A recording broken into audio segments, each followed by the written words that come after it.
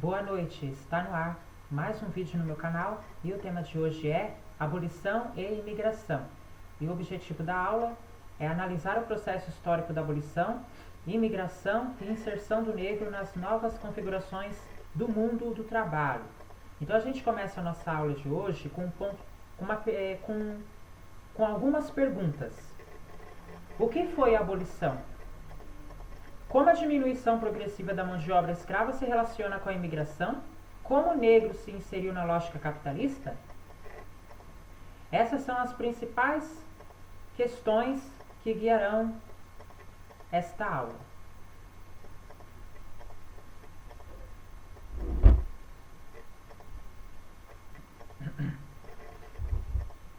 No dia 13 de maio de 1888, as ruas da cidade do Rio de Janeiro foram tomadas por populares por conta da notícia que logo se espalhará: a escravidão havia acabado. As fontes da época indicam que as comemorações duraram mais de um mês na corte e em todo o país. Então eles comemoraram, né? Porque a escravidão, saiu uma notícia que a escravidão acabou, então eles comemoraram.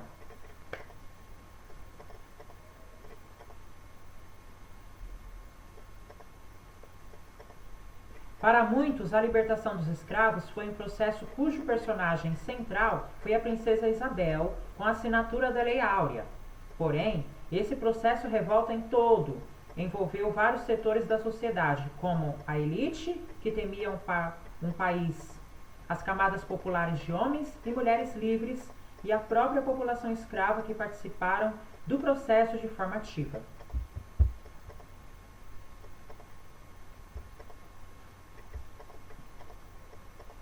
Antes de tratarmos do ato da abolição, é necessário voltarmos algumas décadas do século XIX para entendermos todo o processo abolicionista.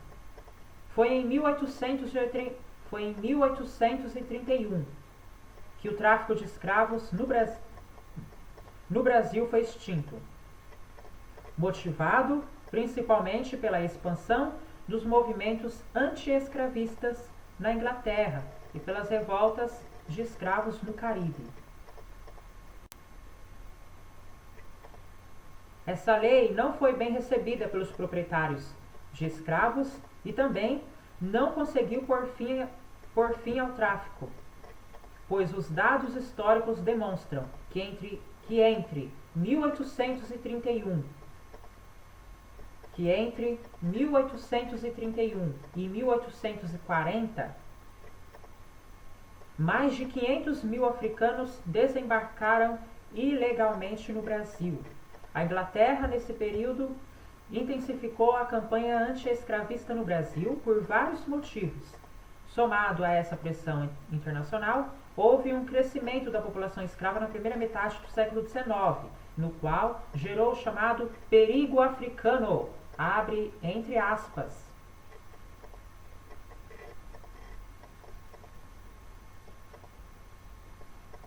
Ou seja, a sensação de que a grande presença de africanos nas cidades brasileiras poderia colocar em risco a ordem do regime escravista, com revoltas e fugas.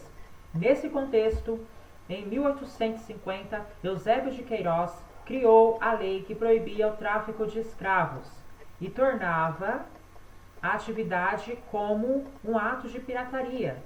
Em 1871, a Lei do Ventre Livre foi aprovada. Através dela, todos os filhos nascidos de mães escravas estavam libertos. Outro ponto essencial da lei permitia aos escravos a compra de sua própria alforria, independente da autorização do senhor, o que promoveu um golpe no sistema escravista, pois retirava, em partes, o poder dos proprietários. Outra lei considerava emancipacionista, que foi a Lei dos Sexagenários, em 1865. Em 1885. Em 1885, que libertou os escravos com mais de 60 anos de idade. Todo esse conjunto de medidas enfraqueceu o sistema escravista no país. A década de 1880 assistiu ao chamado o movimento abolicionista, ocorrido em diversos estados do país, com campanhas que defendiam o fim da escravidão. Foram muitos os personagens que participaram desse movimento, como jornalistas, trabalhadores pobres, parlamentares, intelectuais e os próprios escravos. Alguns líderes ficaram conhecidos como José do Patrocínio, Joaquim Nabuco e Luiz Gama. Por meio de diferentes iniciativas, todo esse movimento pressionou e promoveu a assinatura da Lei Áurea, que declarou, abre aspas, é declarada extinta desde a data desta lei a escravidão no Brasil, fecha aspas.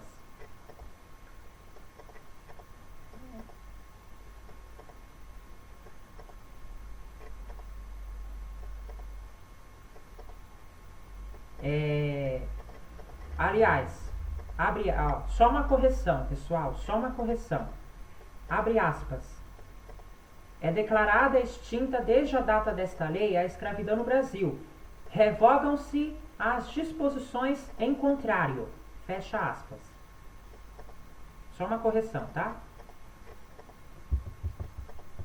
O processo que culminou com a abolição também foi acompanhado de uma diminuição de mão de obra escrava existente, o que aumentava seu preço.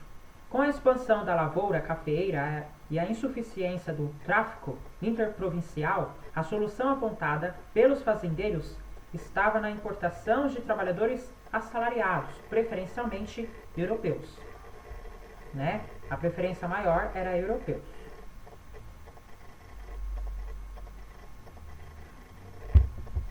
O interesse do governo brasileiro de importar mão de obra coincidiu com a crise econômica de países como Espanha, Portugal e Itália, cuja população se viu forçada a emigrar em busca de novos postos de trabalho. E o excesso populacional do Japão, cuja política imigratória ficou a cargo do Estado. Entre 1884 e 1933, cerca de 3,9 milhões de imigrantes chegaram ao Brasil, IBGE. A maior parte deles era de portugueses, espanhóis e italianos. A presença alemã e japonesa também foi significativa.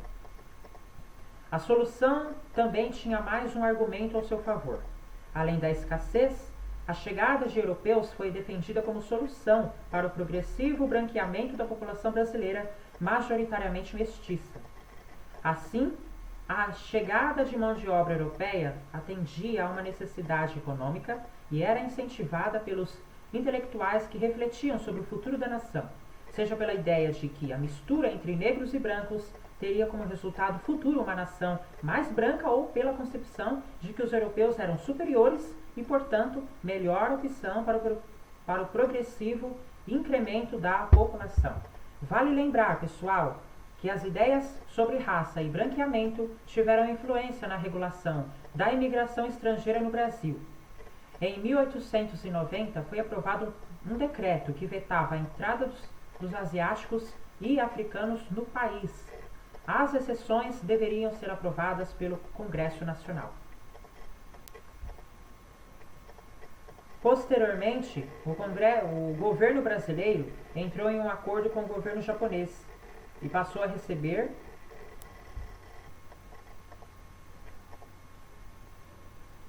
seus imigrantes no começo do século XX. A imigração também trouxe como consequência uma competição desigual no mercado de trabalho. Enquanto alguns fazendeiros estabeleceram acordos com seus ex-escravos, a maior parte deles acreditava que os imigrantes seriam mais produtivos e essa segunda alternativa também se mostrou mais barata. A maior parte dos custos de importação dessa mão de obra foi financiada pelo governo brasileiro. Muitas vezes, os próprios trabalhadores ficavam responsáveis por parte das despesas, o que fazia com que eles já começassem o trabalho endividados com os donos das fazendas. Além disso, a abolição não foi acompanhada de políticas públicas que procurassem inserir esses homens no mercado de trabalho livre. É certo que já existiam indivíduos adaptados à nova configuração econômica, como os escravos de ganho.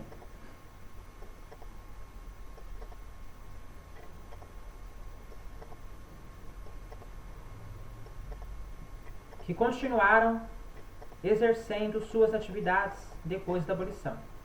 Os únicos escravos que continuaram, se eu não me engano, os únicos escravos que continuaram as suas atividades depois da abolição foram os escravos de Gana, tá?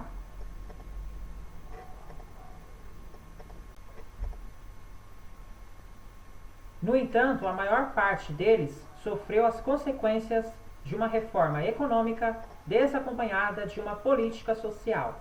A concentração de terras, principal fonte de riqueza da sociedade de então, dificultou a opção dos ex-escravos por uma vida no campo e teve como consequência a migração para as zonas urbanas e as relações de trabalho e as hierarquias sociais, relações de trabalho e as hierarquias sociais, muitas vezes continuaram baseadas nas relações escravistas. Porém, mesmo com essas circunstâncias, os ex-escravos, agora cidadãos livres da República, inseriram-se na sociedade através de diferentes modalidades sociais, como a função de clubes, jornais e teatros, entre outros temas das futuras aulas. Acabou a nossa aula, muito obrigado pela sua companhia. Se você não é inscrito, se inscreve no canal. Se você gostou, já deixa seu like. Eu fico por aqui e até amanhã. Tchau, pessoal. Até amanhã. Tchau, tchau.